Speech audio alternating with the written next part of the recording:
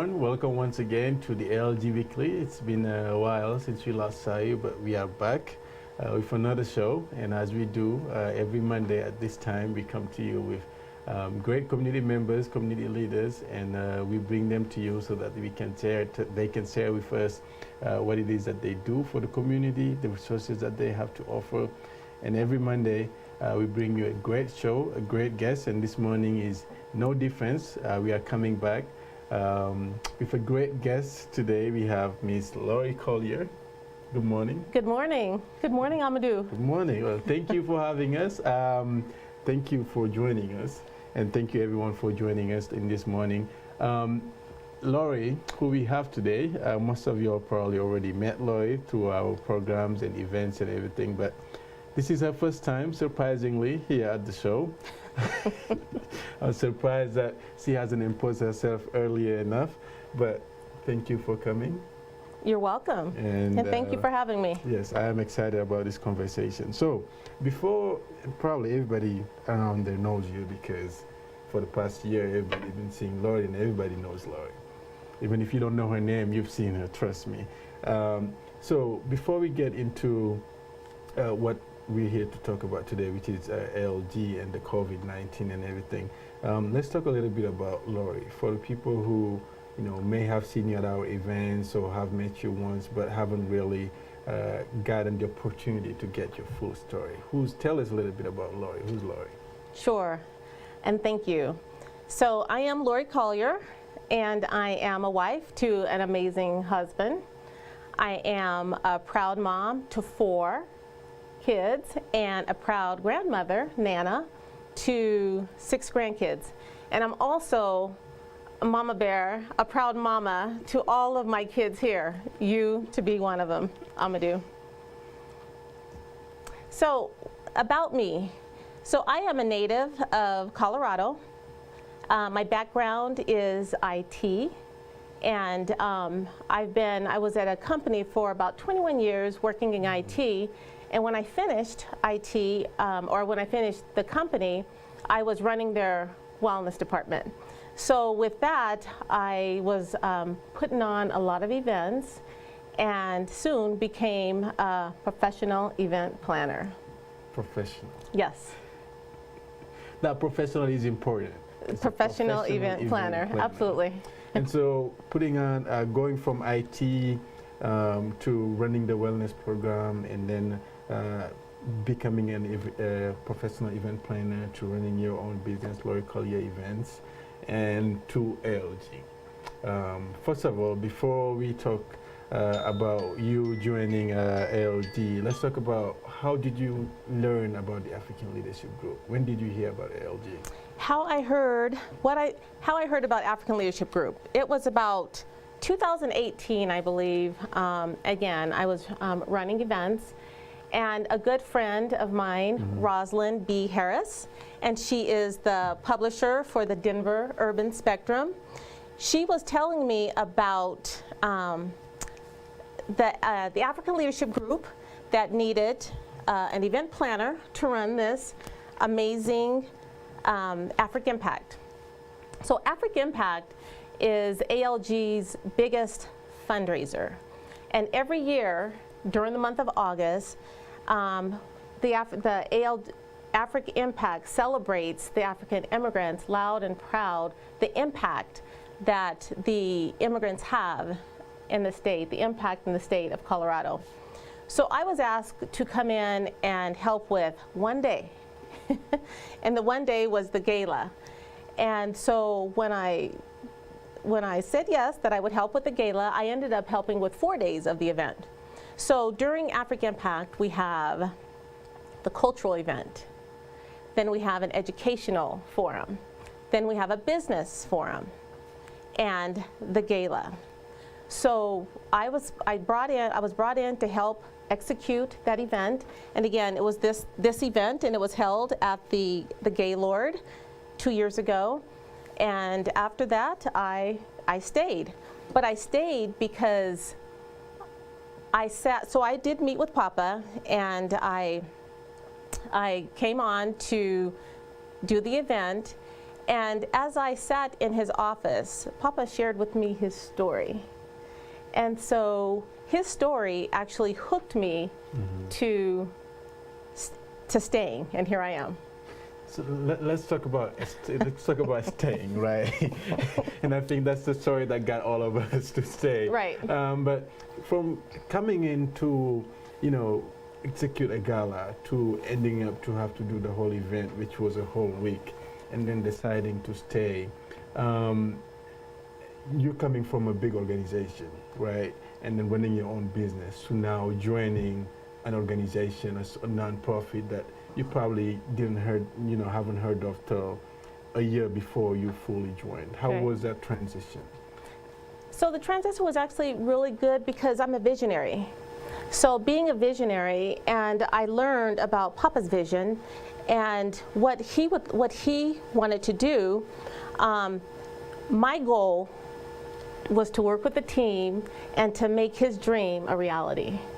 And so the transition was smooth because an event planner or a project manager is, it all is the same. Yes, event planner, project manager. Now let's talk about what you do here at the African Leadership Group. You've touched on it. I think the right question is, what does Lori not do? Let's not talk about what you do, because you do everything. Tell the people who are watching a little bit of the behind the scenes, because we put on a lot of events, and it's a lot of organization, and you're behind that as a project manager, the event planner. Get us a little bit into the backstage of how everything goes and what is really involved. What is Lori involved in here at the African Leadership Group? Sure. So again, I started off running their events, helping out with all of their events. Now I am a project manager, helping to execute all of their programs and events. And currently, we have 11 committees, and most all the committees are active. So my goal is to work with all the committee members, the chairs of the committees, and execute the events and the programs. So executing events and programs, first of all, they were in-person events. Right, and then putting on events, putting on programs, and I think our last in-person event before we went fully virtual was the Women's Empowerment in 2020. So a big event like that, take us just behind the scenes of everything that it takes to put on such an event, and then how our community is really responding to it, right? Because as an organization, a non-profit organization, we are really a community-based. Every event we put on are for the community, right? And then how was the transition going from that to going to virtual events? Because after that event, we had to set everything down and start working from home, but we had to put on other events. So how was the transition for a professional event planner to go from in-person events to virtual events? Sure. The transition was a little tough. It was tough because we've never done that before. So, and like you said, we used to do all in-person events. So the public speaking classes were in person. The legal clinic was in person. All the youth empowerment programs were in person. So when the pandemic hit, it struck the entire world like a lightning bolt. And so all of, the school districts shut down, businesses were closing, people were working from home, kids had to have their classrooms at home, parents had to become teachers. And so, so everything was new. It was new to the kids, the parents, us. And again, we did not want our kids to fall behind. So what we did was we put on, and not just Lori, but the entire small but mighty team put on their event planning hats. And we took all the programs and we learned how to execute successful programs virtually.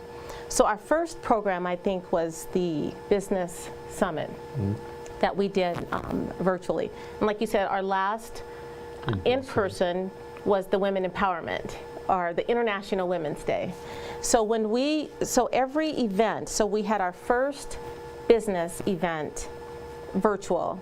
And we learned, after the first event, we learned, we debriefed and we figured out what went right, wrong, and the next event we executed more of a successful event.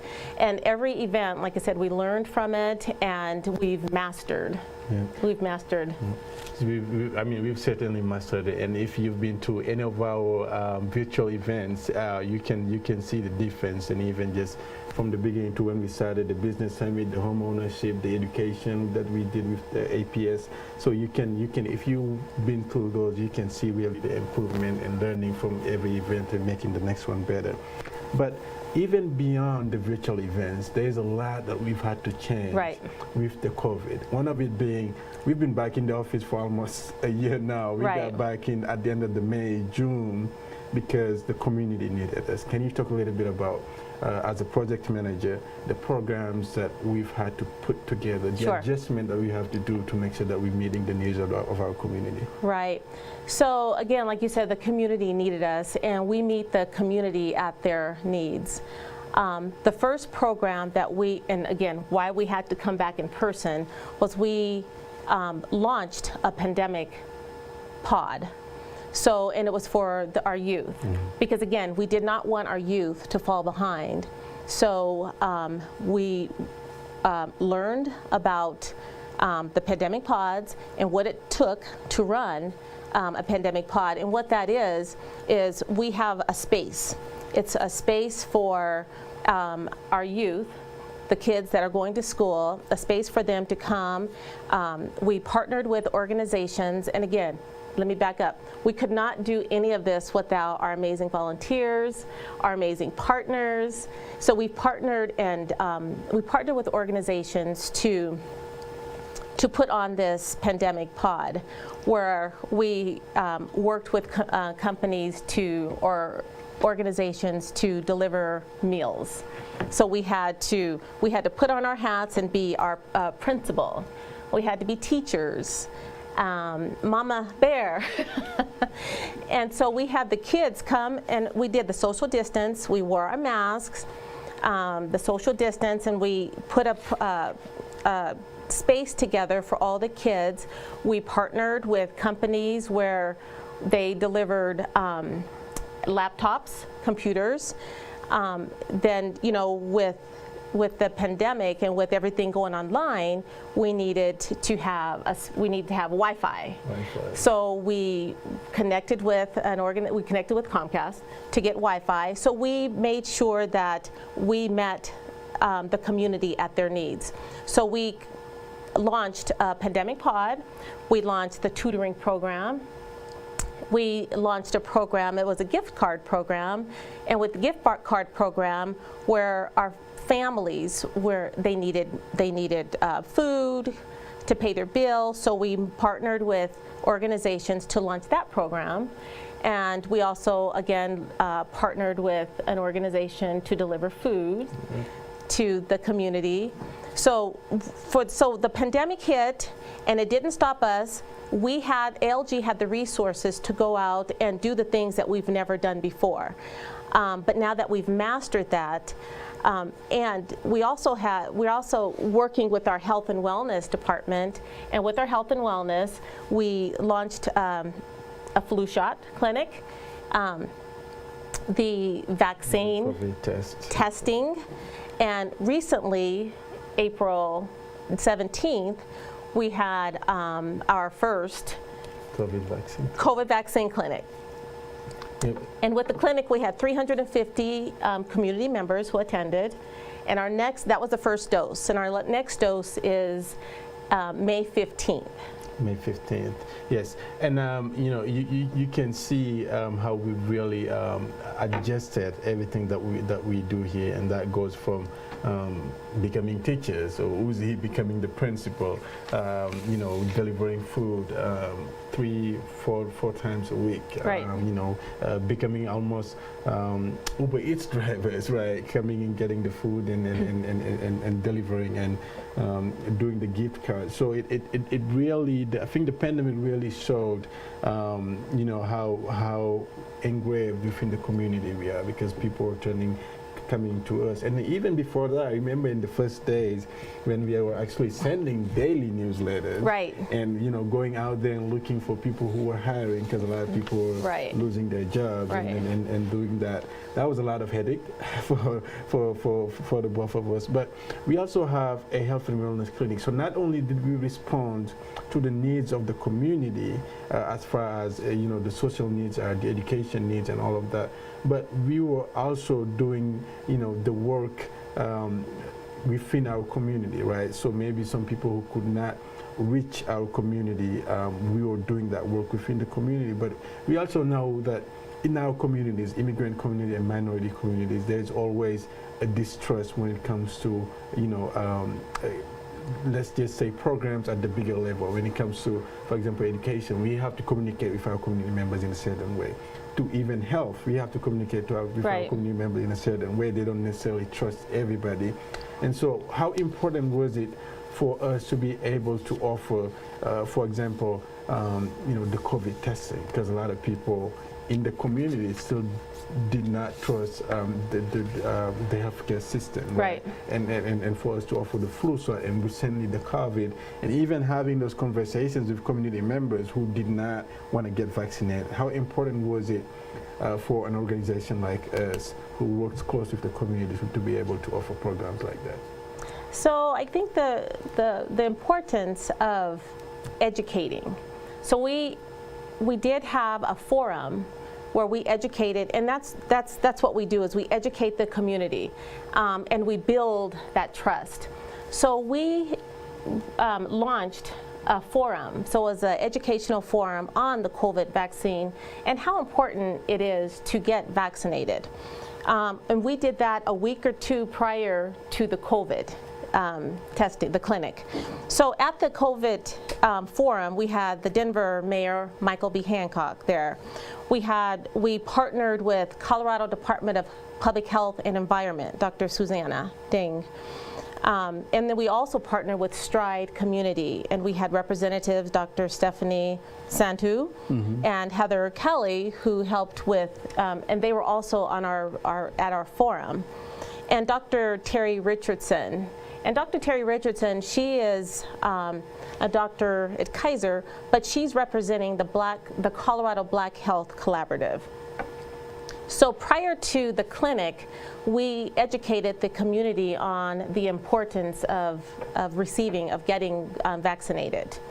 And again, with that trust, we have to build that trust before we can offer programs. And with building that trust, we see community members come. Building that trust, we see community members come. And I think there's power in getting information from people you can identify with. It's just a basic human nature when you engage with people and trust them, and it becomes easier because we've been in the community way before the COVID hit, and we've provided all the programs that we've listed, even before talking about the clinic. And we've also, we held the same thing we did even before the tests. We've had a COVID information when we had Dr. Richardson was also there. Right. When we talked about the COVID and how people can get it, the symptoms and all of that. And that was at the beginning of the pandemic. But we are almost a year into this pandemic. We've doing everything that we've had to do to meet the community with where their needs are. 1 year later,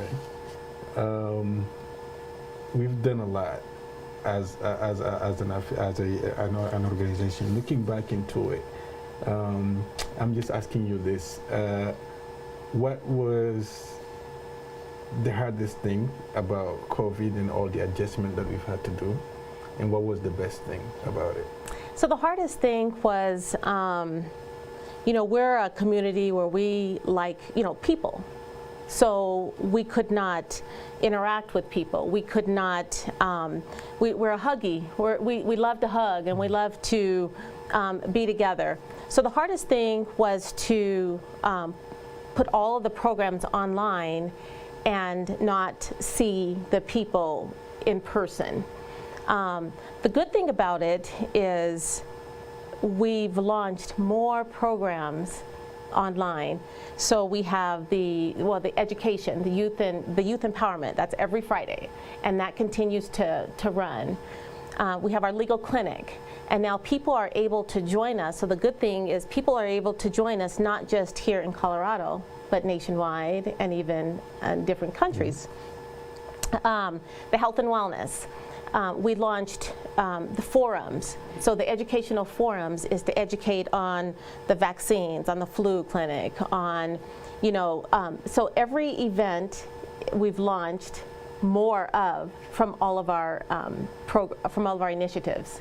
And so I'm going to step back a little bit and talk about why we're here. And we're here because of that dream that Papa had.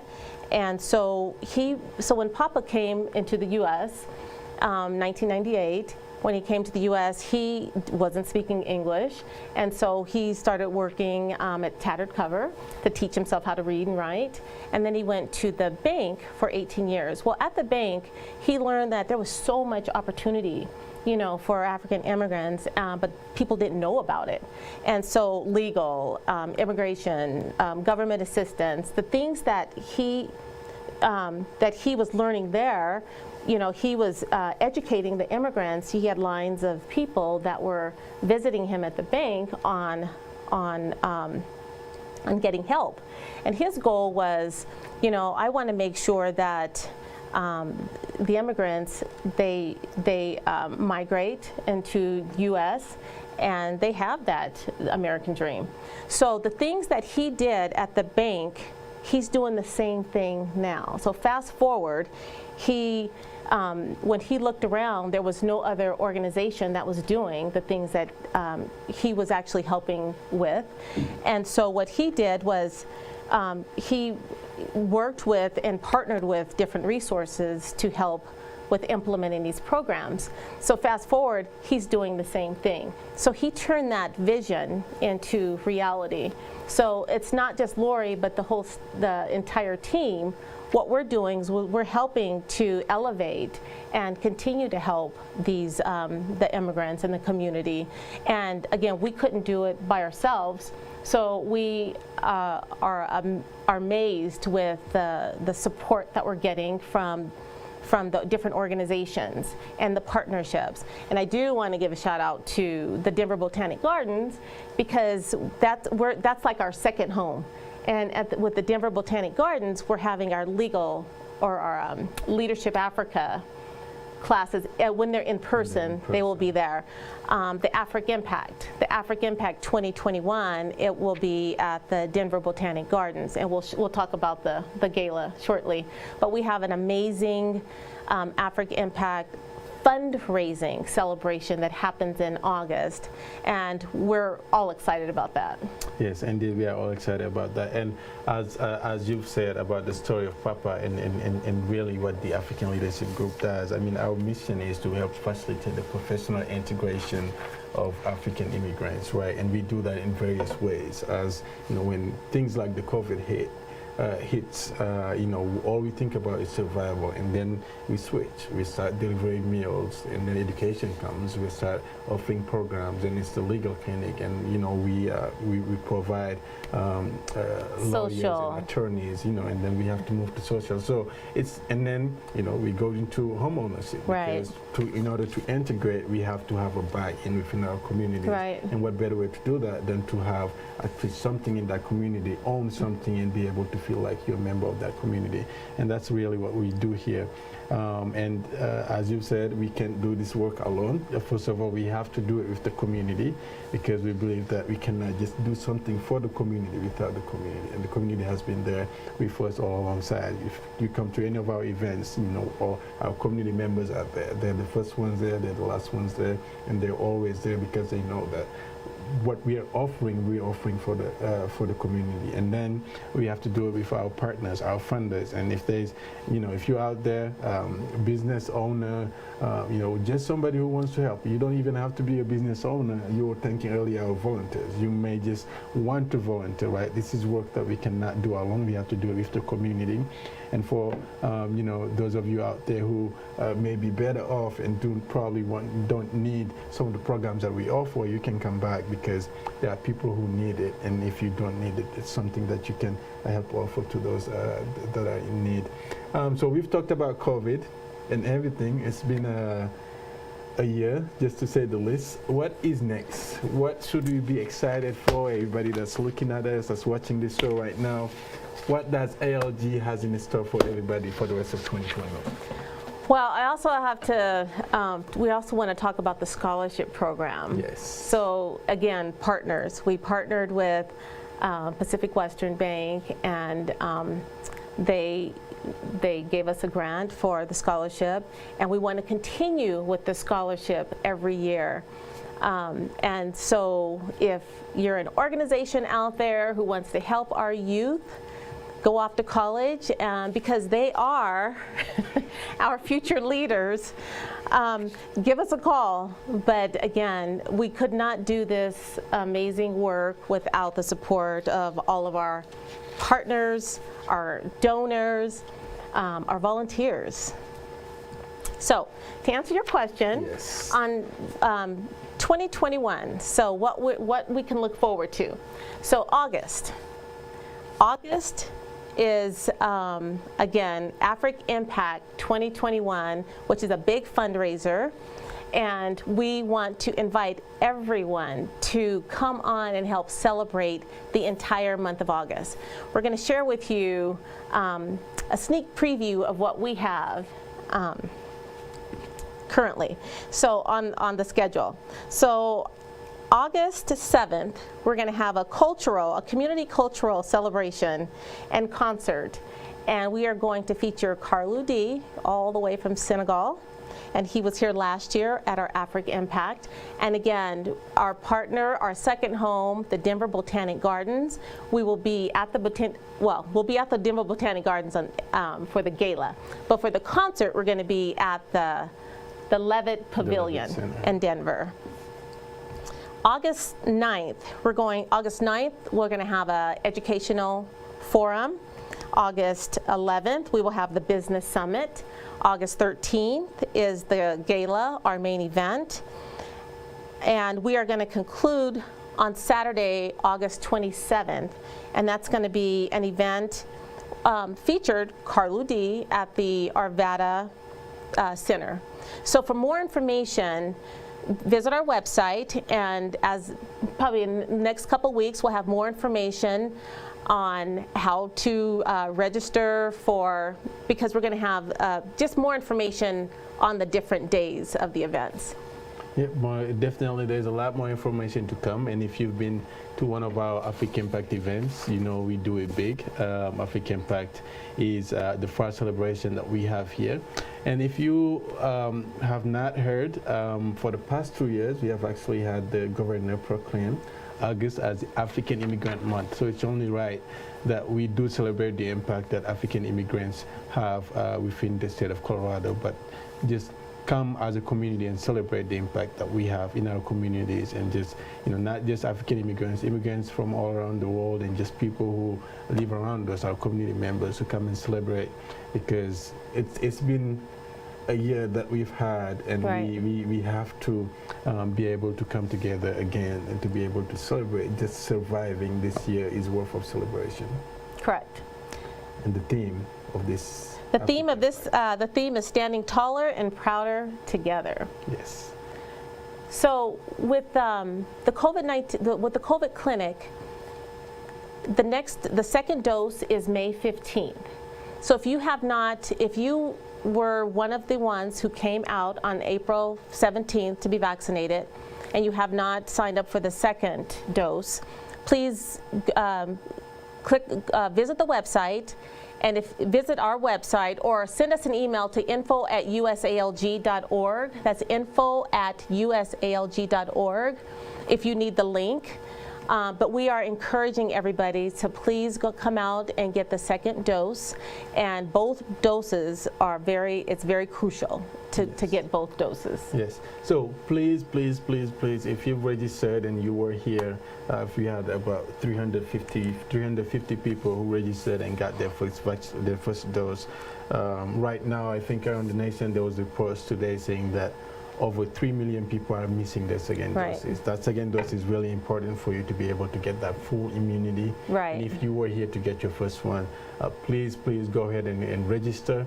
If you should have already received an email with a link to be able to register. If that link is not working or you haven't received an email, go to our website, usalg.org, or you can email us at info@usalg.org, and we'll send you that link.